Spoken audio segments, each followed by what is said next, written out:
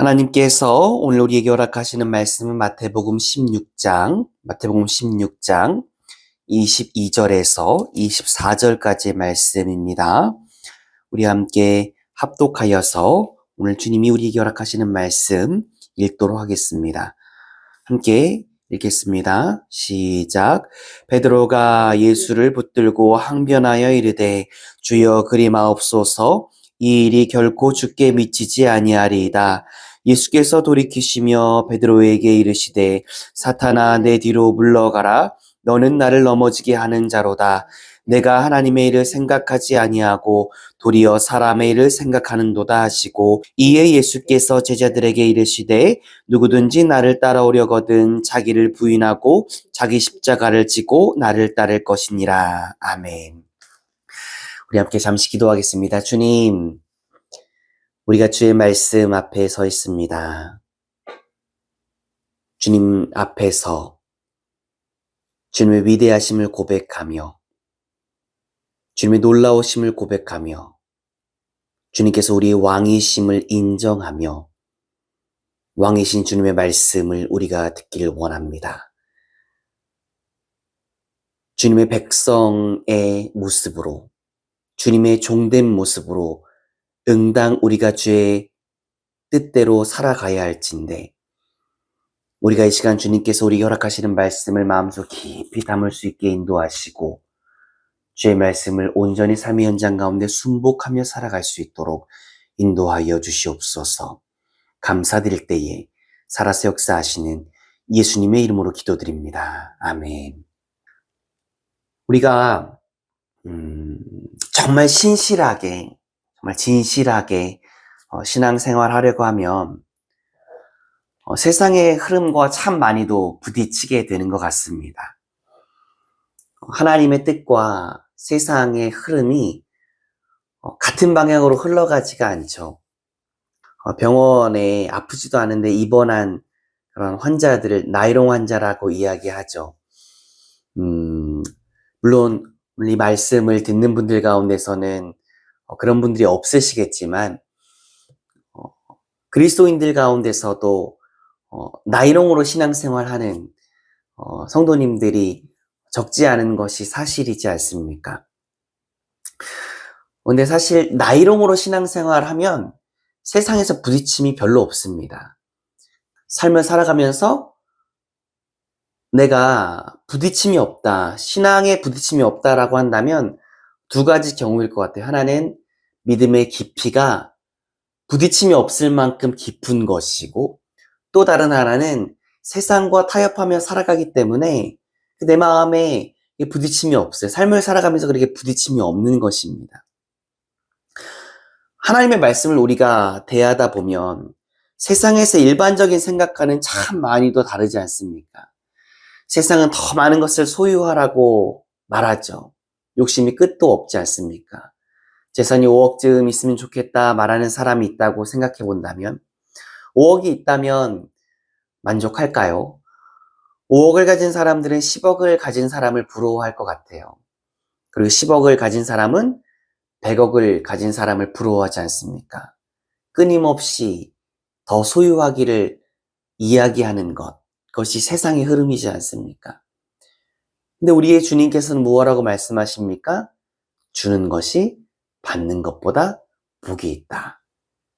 내 거야라고 꽉 쥐는 게 아니라 주는 것이 받는 것보다 복이 있다. 근데 세상의 기준으로 보면 주면은 마이너스잖아요. 근데 예수님께서 말씀하시는 것이 주는 것이 받는 것보다 복이 있다. 그렇게 말씀하시지 않습니까? 우리 함께 사도행전 20장 35절 말씀 한번 읽어볼까요? 우리 함께 합독해서 사도행전 20장 35절 말씀 함께 읽어봤으면 좋겠습니다. 시작. 범사에 여러분에게 모범을 보여준 바와 같이 수고하여 약한 사람들을 돕고 또 주 예수께서 친히 말씀하신 바 주는 것이 받는 것보다 복이 있다 하심을 기억하여야 할지니라. 아멘. 또 세상은 무엇이라고 이야기할까요? 자꾸만 높아지라고 이야기합니다. 높아져서 군림하라고 이야기하지 않습니까? 그러면서 끊임없이 경쟁을 이야기하고 내가 이기지 못하면 지는 것이니 다른 사람을 밟고 서라도 일어서라고 그렇게 말하지 않습니까? 그러나 주님께서 말씀하시는 바는 무엇입니까?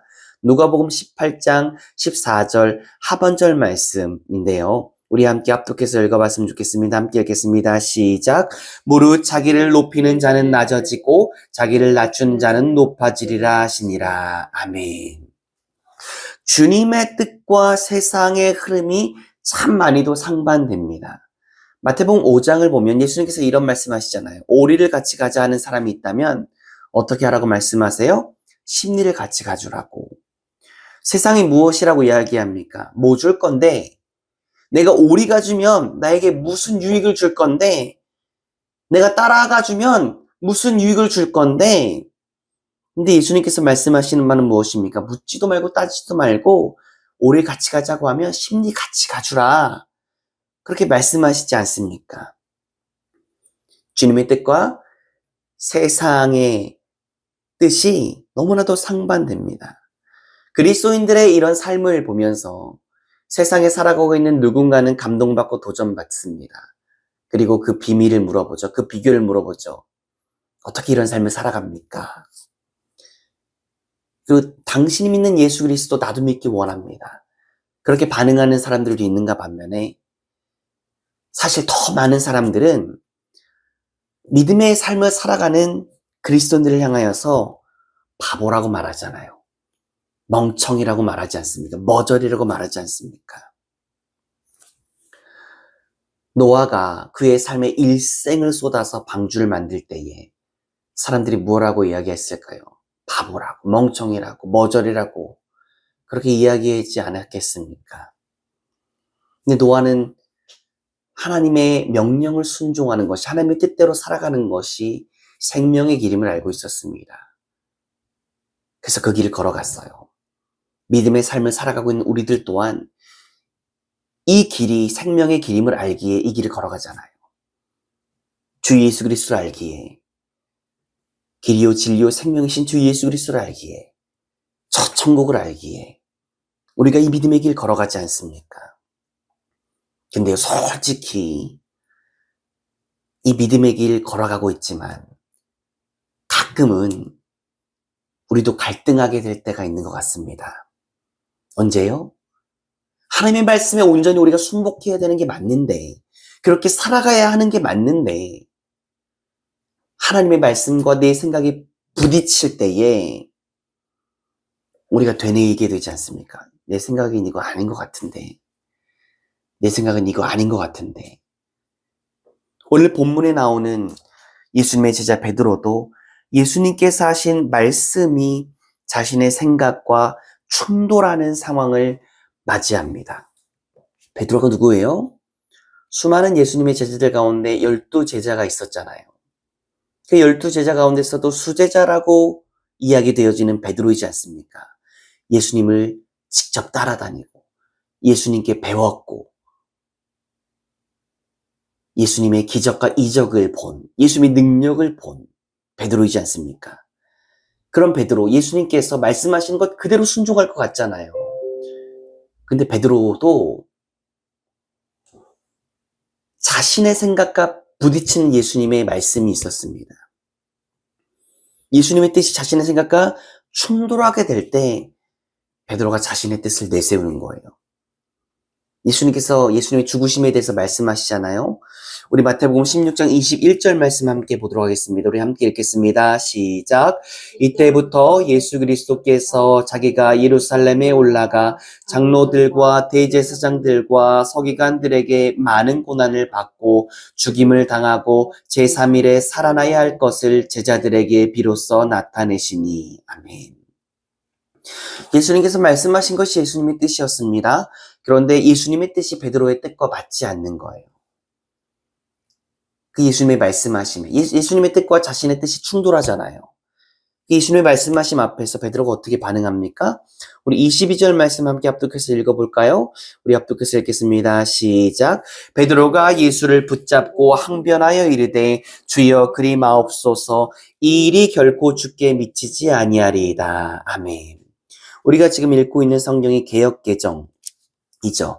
이 개역개정 성경을 우리가 읽고 있는데 개역개정 번역본인 거죠. 이 개역개정 번역. 근데 성경이 히브리어 그리고 헬라어, 아람어 이렇게 이 언어로 쓰여졌는데 이 고전어로 쓰여졌는데 이 고전어를 이제 번역을 해 오잖아요. 근데 개역개정 번역본 말고도 여러 다른 번역본들이 있죠. 내용은 같은데 그 표현들이 다른 부분들이 존재하기도 합니다. 예를 들어서 제가 뭐 You are so beautiful 이라고 하는 이 문장을 번역하시오 이렇게 했을 때 당신은 참 아름다우십니다. 그렇게 번역할 수도 있는가 반면에 당신은 정말로 이뻐요. 뭐 그렇게도 번역할 수 있겠죠. 이게 성경 여러 번역들이 있는데 그 번역본들을 이렇게 쭉 여러 번역본을 읽으면 그 말씀의 뜻을 더 명확하게 더 가까이 보게 되게 되는 그런 구절들도 존재하기도 합니다. 물론 더 정확하게 보고 싶으면 원어까지도 보게 되는 경우가 있을 수 있겠지만 번역들 좋은 번역본들 많이 있으니까 원어까지 보지 않더라도 여러 번역본들을 이게 보면 그 말씀의 깊이를 한 번역본을 볼 때보다 더 깊이 이해하게 될 때가 있을 수 있어요. 오늘 설교를 준비하면서 여러 번역본들을 이렇게 살펴봤는데 개역개정에서 항변하다라고 하는 이렇게 번역되어진 부분을 새 번역에서는 어떻게 번역해 놨냐면 대들었다 그렇게 번역되어져 있더라고요. 대들었다. 이 말씀을 이렇게 들으면 여원이 벙벙하지 않으십니까? 예수님이 누구세요? 하나님이신 그분이죠. 창조자이신 그분이죠. 왕이신 그분이죠. 베드로는 누구예요? 피조물이잖아요. 종이잖아요. 제자잖아요. 근데 예수님 앞에 지금 베드로가 대들고 있는 겁니다. 영어 성경도 좀 찾아봤어요. NIV도 보고 NASB도 보고 킹제임스 버전도 좀 봤는데 이 세 번역 다 rebook라고 하는 단어로 번역해 놨더라고요. 이 rebook라고 하는 단어는 꾸짖는다라고 하는 의미를 담고 있지 않습니까? 꾸짖는다. 지금 말이 안 나오는 상황이에요. 예수님의 종인 베드로가 왕이신 예수님 앞에서 그분을 꾸짖고 있는 거예요. 그분께 대들고 있는 겁니다. 그분께 항변하고 있는 거예요. 왜요? 내 생각과 다르다고요. 내 생각과 맞지 않다고요. 건강한 신앙생활의 모습은 어떠합니까? 건강한 신앙생활의 모습은 무엇을 담고 있어요? 내 생각을 주님의 생각에 맞추는 거잖아요. 내 뜻을 주님의 뜻에 맞추는 것, 내 계획을 주님의 계획에 맞추는 것, 내 발걸음을 주님의 발걸음에 맞추는 것, 그것이 신앙생활이지 않습니까? 그런데 많은 그리스도인들이 나의 주, 나의 하나님이요. 그렇게 고백하면서 내 생각을 주님의 뜻에 맞추는 것이 아니라 내 계획을 주님의 계획에 맞추는 것이 아니라 하나님의 생각을 자꾸 내 생각에 맞추려고 해요. 하나님의 계획을 내 계획에 맞추려고 합니다. 내가 기준 되려고 합니다. 더 나아가면 이렇게도 착각하는 사람들이 있어요. 내 뜻을 하나님의 뜻이라고 생각해요. 내 욕심을 하나님의 영광을 위해서라고 포장합니다. 그러면서도 모를 수도 있어요. 우리는 치열하게 말씀을 붙잡고 있어야 합니다. 그렇지 않으면 나도 모르게 이렇게 빠져버릴 수밖에 없는 거예요. 그리스도인의 삶의 나침판이 무엇입니까? 하나님의 말씀이지 않습니까? 하나님의 뜻이지 않습니까? 많은 그리스도인들은 너무나도 안타깝게도 내가 생각하는 대로 그림을 그려요. 교회는 이러이러해야 하고, 목사는 이러이러해야 하고, 사모는 이러이러해야 하고, 장로는 권사는 집사는 이러이러해야 하고, 예배는 이러이러해야 하고, 설교는 이러이러해야 하고, 시간은 이렇게 사용해야 하고, 물질은 이렇게 사용해야 하는 것이고, 성공한 인생이란 이런 것들이 존재해야 성공한 인생이다. 그렇게 이야기하지 않습니까? 그리고 내가 그려는 그 그림에서 벗어나면 틀렸다고 말해요. 잘못됐다고 말하고 실패했다고 이야기합니다. 근데 질문해봐요. 왜 그게 실패한 거예요? 왜 그렇게 잘못된 거예요? 왜 그게 틀렸어요? 물어보면 내 생각과 다르거든요. 내게 익숙하지 않은 거거든요. 내게 익숙한 것이 맞는 것이 아니고, 내 생각대로 나가는 것이 맞는 것이 아니고, 하나님의 말씀대로 나가는 것이 맞는 것이지 않습니까? 제가 존경하고 사랑하는 한 후배 전도사님이 계세요. 그 전사님이 몇 년 전에 개척을 하셨어요. 근데 그 개척한 교회 이름이 우리가 본 교회입니다. 여기서 본이라고 하는 것은 보다라고 하는 의미죠. 우리가 본 교회. 우리가 보는 어떤 교회가 있는 거예요. 그리고 우리가 보는 그 교회, 우리가 본 교회, 우리가 보는 그 교회의 모습이 지금 우리 공동체, 우리 믿음 공동체의 모습이 되어져야 한다. 그 뜻을 우리가 본 교회라고 하는 이 교회 이름이 담고 있거든요. 근데 그러면 우리가 질문하게 되죠. 그러면 모델이 되는 그 교회는 어떤 교회인가? 어떤 교회일까요? 사람들이 와, 멋진 교회다라고 이야기하는 교회를 보고 따라가자는 게 아닙니다. 매스컴을 타고 신문에 나고 사람들의 머릿속에 교회는 이러이러해야 한다. 그런 교회로 나아가자. 그 의미가 아닙니다. 어떤 교회가 모델이 되는 거냐면 우리가 본 교회라는 것은 우리가 성경에서 본 교회. 우리가 성경에서 보는 교회. 그 교회의 모습이 우리 공동체의 모습이 되어져야 한다. 그 의미를 담고 있는 거예요. 그러니까 기준이 어디 있어요? 사람들이 이야기하는 교회가 아니에요. 유명한 교회 아니에요. 큰 건물이 있고 많은 사람들이 모이는 교회가 아닙니다. 좋은 프로그램들이 있는 교회가 아닙니다. 1년 예산 규모가 어마어마한 교회가 아닙니다. 성경에서 우리가 본 교회. 하나님의 뜻에 합당한 교회. 기준이 하나님의 뜻에 있는 거예요. 우리가 본 교회라고 이름을 지은 그 교회뿐만 아니라 모든 하나님의 교회가 그런 교회가 되기 위해서 몸부림쳐야 되지 않습니까? 이 교회 좋다, 이런 모습 따라가고 저 교회 좋다, 저런 모습 따라가는 것이 아니라 유명한 교회 모습을 따라가는 것이 아니라 우리가 따라가야 하는 공동체의 모습, 우리는 이런 공동체가 되어져야 한다. 그 모델이 어디에 있는 거예요? 말씀에 있는 거잖아요. 하나님께서 합당히 여기시는 교회. 많은 사람들이 자신의 생각을 내세웁니다. 그리고 자신의 생각과 다르면 틀렸다고 말해요. 그리스도인들 중에서도 자신의 생각대로 되지 않으면 틀렸다고 말하는 사람이 있습니다. 잘못됐다고 말하는 사람이 있습니다. 실패한 것이라고 말하는 사람이 있습니다. 근데요, 옳고 그름의 기준은 내 생각이 아니지 않습니까? 성공과 실패의 기준은 내 생각이 아니지 않습니까? 무엇이 옳은 것입니까? 하나님의 뜻. 그것이 옳은 것이지 않습니까? 무엇이 성공입니까? 하나님의 뜻대로 살아가는 것. 그것이 성공이지 않습니까? 아무리 세상 사람들이 당신은 성공한 인생을 살았습니다. 당신의 목회는 성공한 목회입니다. 당신 교회는 성공한 교회입니다. 말해도 하나님이 아니라고 말씀하시면 아닌 거잖아요. 하나님이 실패했다고 말씀하시면 실패한 것이지 않습니까? 성공과 실패의 기준은 사람의 이야기에 있는 것이 아닙니다. 세상의 기준에 있는 것이 아닙니다. 하나님께서 합당히 여기시느냐? 하나님의 뜻대로 나아가는 삶을 살아가는 것이냐? 그 공동체가 하나님의 뜻대로 살아가느냐? 그것이 성공과 실패의 기준이지 않습니까? 그것이 옳고 그름의 기준이지 않습니까? 베드로가 예수님께서 말씀하시는 그 말씀이 베드로의 생각과 맞지 않았어요. 그래서 예수님 앞에 대드는 거예요. 항변하는 겁니다. 예수님을 꾸짖는 겁니다. 말도 안 되는 상황이 벌어지고 있어요. 베드로의 그 반응 가운데 예수님께서 다시 반응하시죠. 마태복음 16장 23절 말씀입니다.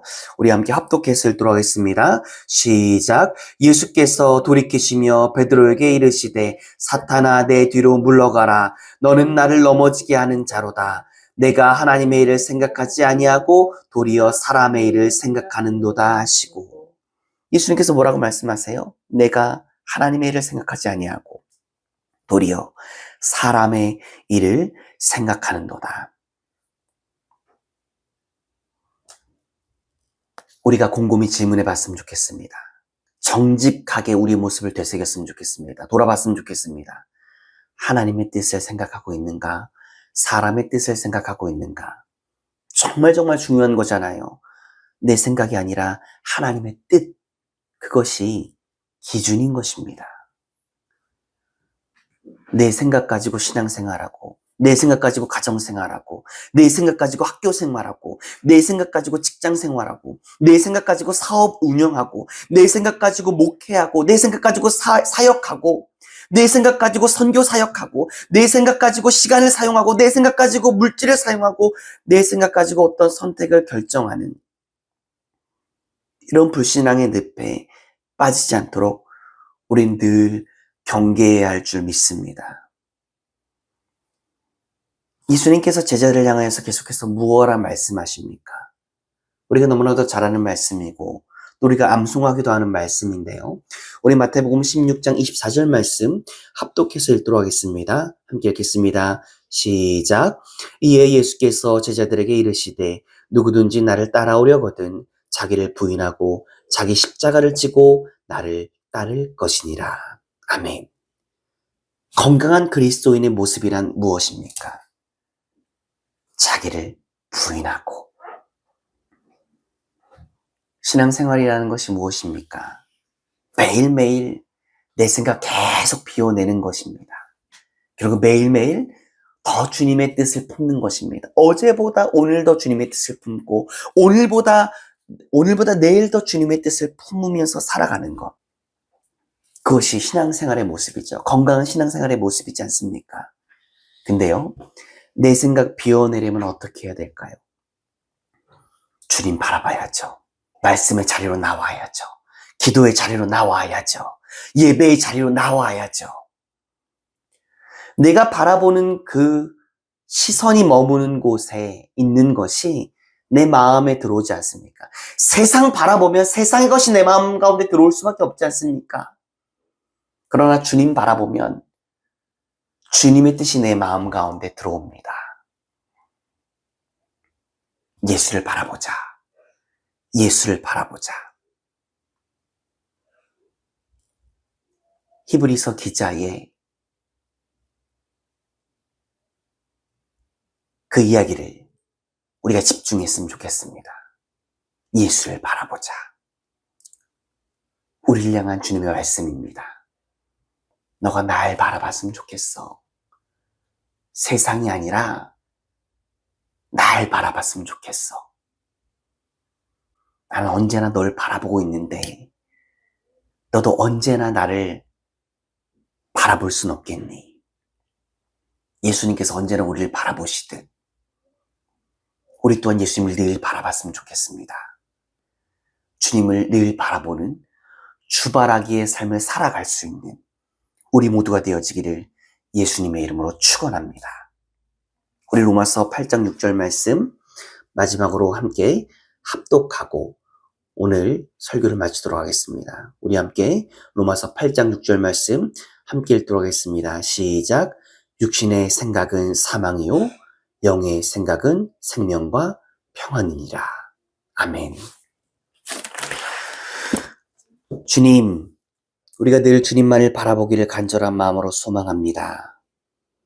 썩어져 버릴 세상의 것에 우리의 시선을 집중하며 나아가는 것이 아니라 우리의 시선을 고정하며 나아가는 것이 아니라 주님께 우리의 시선을 고정하고 저 천국에 우리의 시선을 고정하고 늘 살아갈 수 있도록 인도하여 주시옵소서.